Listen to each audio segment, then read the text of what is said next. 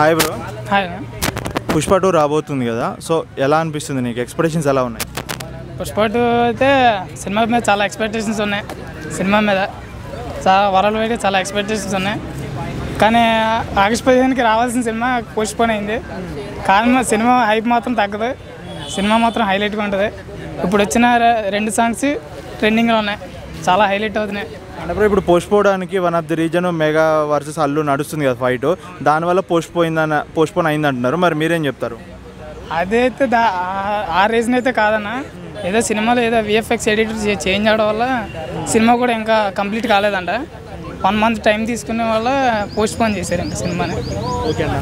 ఇప్పుడు మరి ఒక సాంగ్స్ కూడా రిలీజ్ అయ్యాయి, 2 సాంగ్స్. ఓ సూసైకి సాంగ్ బాగా ట్రెండింగ్లో ఉంది. ఎలా అనిపిస్తుంది నీకు? సాంగ్ ఎలా అనిపించింది? సాంగ్ అయితే బాగుందన్న, చాలా రొమాంటిక్గా ఉంది.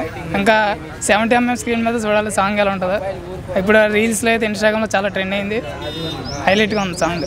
అంటే బ్రో, ఇప్పుడు చూసుకుంటే మరి వాళ్ళ డ్యాన్స్ కూడా బాగా ట్రెండ్ అయింది కదా, రష్మిక మందన డ్యాన్స్ ఎలా అనిపించింది మరి నీకు? డ్యాన్స్ కూడా బాగానే అనిపించింది, కానీ అల్లు అర్జున్ కొంచెం ఈజీ స్టెప్స్ వస్తున్నాయి. ఇంకా కొంచెం స్టైలిష్గా ఏమైనా వేస్తాడని ఎక్స్పెక్ట్ చేస్తున్నాను. అంటే అల్లు అర్జున్ రేంజ్ కాదంట ఆ స్టెప్స్? అల్లు అర్జున్ రేంజే. అల్లు అర్జున్ ఏది వేసినా చిన్న స్టెప్ వేసినా ట్రెండ్ అవుతుంది. అల్లు అర్జున్ ఫ్యాన్గా చెప్తున్నాను. కాకపోతే కొంచెం ఇంకా స్టైలిష్గా స్టెప్స్ ఏమైనా ఉంటాయని బాగుంది అనిపించింది.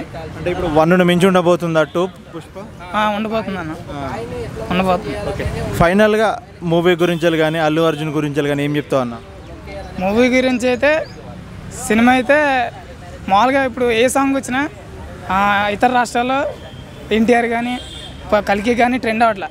పుష్ప మాత్రం తెలుగు హిందీలో, తమిళ్లో, కన్నడలో ట్రెండ్ అవుతుంది. అందుకే సినిమా మాత్రం మామూలుగా ఉండదు, అన్ని రికార్డ్స్ కొట్టేస్తుంది. Thank you.